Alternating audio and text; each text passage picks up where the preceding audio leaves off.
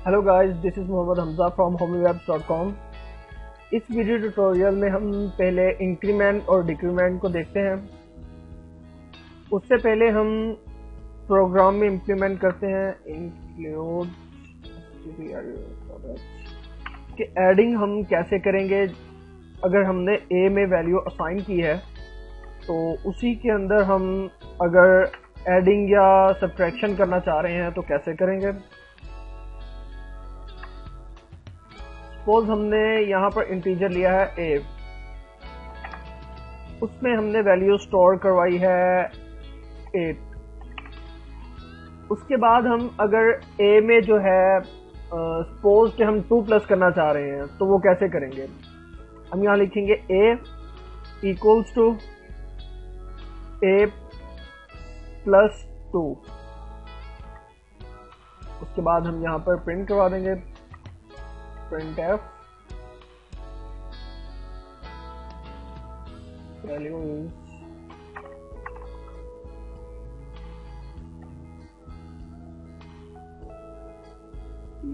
और यहाँ पर आ जाएगा ए।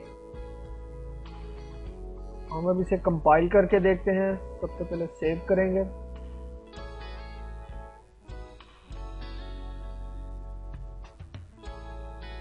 रन एंड कंपाइल, क्लोज, और ये देखें वैल्यू इज 10। उसने 2 को ऐड करके हमें वैल्यू दिखा दी।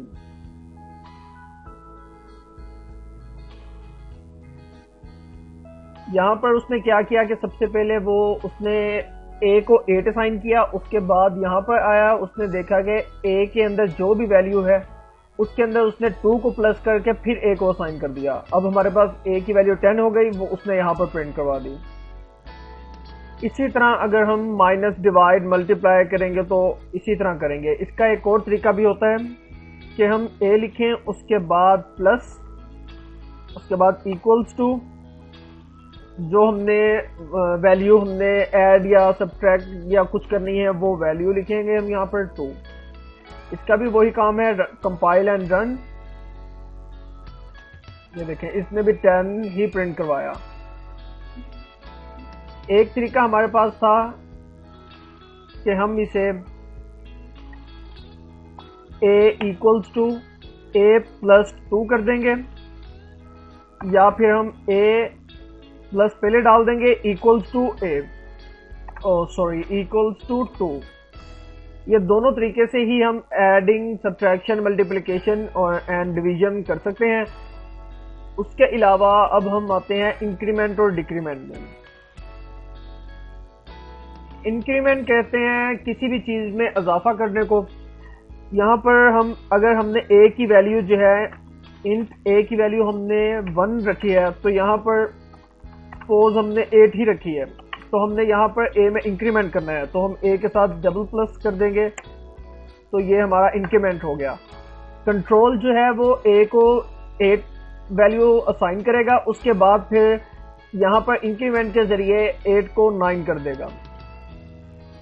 इंक्रीमेंट ए प्लस प्लस जो है इससे सिर्फ एक वैल्यू का इजाफा होगा। ऐसे ही डिक्रीमेंट में अगर हमने इंट ए रखा है और उसके अंदर हमने 8 असाइन की है, उसके बाद हम ए में डिक्रीमेंट कर देंगे तो वो ए को पहले 8 असाइन करेगा, उसके बाद डिक्रीमेंट करते हुए उसको 7 बना देगा। अब हमारे पास यहाँ पर ए की वैल्यू 7 हो जाएगी। इसे इम्प्लीमेंट करते हैं। यहाँ पर आते हैं, हमारे पास ये है ए को हमने वैल्यू 8 असाइन की, उसके बाद हमारे पास यहाँ पे ए में हमने इंक्रीमेंट कर दिया। अब इसे रन एंड कंपाइल करते हैं तो ये हमारे पास 9 हो जाएगा। ये वैल्यू हमारे पास 9 आ गई। इसके बाद हम अगर डिक्रीमेंट करेंगे तब ये वैल्यू 7 हो जाएगी। ये वैल्यू यहाँ पर 7 आ गई। अब हम यहाँ पर इकट्ठा ही सब कुछ प्रिंट करवाने की कोशिश करते हैं। यहाँ पर हमारे पास वैल्यू है a, उसके बाद हम एक वैल्यू ले लेते हैं b, वेरिएबल ले लेते हैं b। सपोज कि हमने यहाँ पर a को असाइन कर दिया, यहीं पर इनिशियलाइजेशन कर देते हैं। a को हम असाइन कर देते हैं 8 एंड b को असाइन कर देते हैं हम वैल्यू 4।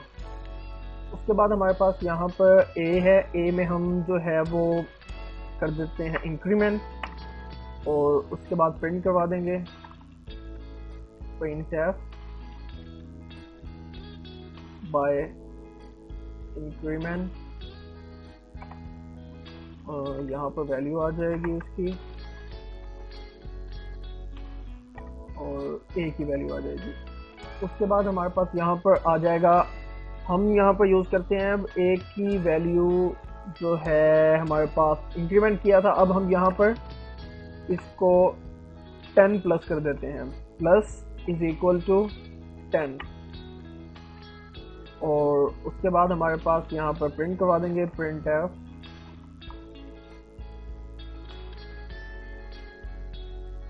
by adding 10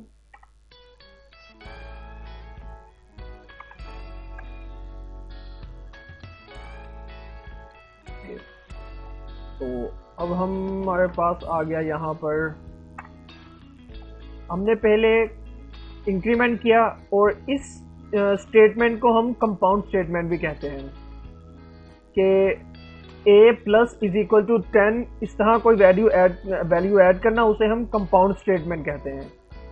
इसी तरह हम b में आ जाएंगे, b को हमने 4 वैल्यू साइन की थी पहले, b में डिक्रीमेंट कर देंगे, उसके बाद उसे प्रिंट करवाएंगे printf बाय डिक्रीमेंट, वैल्यू इसकी आ जाएगी b।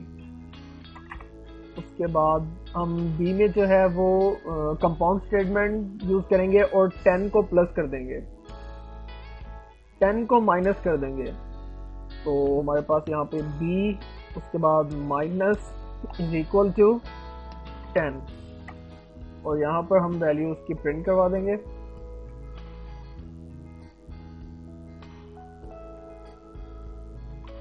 Bye subtracting 10 b।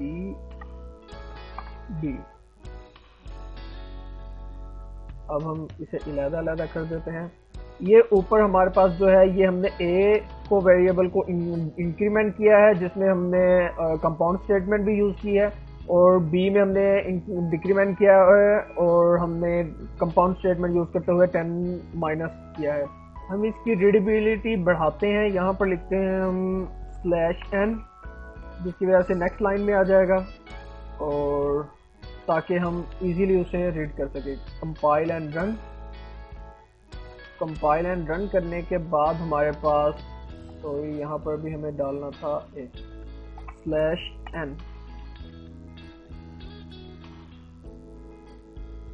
यहाँ पर भी /n। अब कंपाइल एंड रन करते हैं, और हमारे पास पहले था a की वैल्यू जो है वो 10 थी, उसके अंदर इंक्रीमेंट हुआ और वैल्यू प्रिंट हो गई तो 9 हो गया। उसके बाद हमारे पास 9 में हमने 10 प्लस किया तो हमारे पास 19 हो गया। उसके बाद फिर हमने b की वैल्यू पे आ जाते हैं, b की वैल्यू 4 थी और उसमें हमने जो है डिक्रीमेंट किया तो 3 हो गया, और 3 के अंदर b की वैल्यू जब इस कंट्रोल यहाँ पर आएगा तो b की वैल्यू उस वक्त तक 3 होगी, क्योंकि यहाँ पे डिक्रीमेंट हो चुका है। यहाँ पर अब b कंट्रोल आया तो b की वैल्यू 3 थी, फिर 3 के अंदर उसने 10 जो है और नेगेटिव कर दिया, तो 10 जो है सब्ट्रैक्ट करने के बाद जो हमारे पास वैल्यू बची वो -7 थी, क्योंकि 3 पॉजिटिव था और 10 जो है वो नेगेटिव था, इसलिए -7 का हमारे पास जो है वैल्यू रिमेन रहेगी। तो ये था इंक्रीमेंट और डिक्रीमेंट और कंपाउंड स्टेटमेंट के कैसे हम अपने प्रोग्राम में किसी भी वैल्यू को, जिसे हमने वेरिएबल को वैल्यू असाइन कर दी हो, उसके अंदर इंक्रीमेंट डिक्रीमेंट कैसे करते हैं, या कंपाउंड स्टेटमेंट के ज़रिए उसमें हम वैल्यू कैसे प्लस माइनस या डिवाइड या मल्टीप्लिकेशन करते हैं।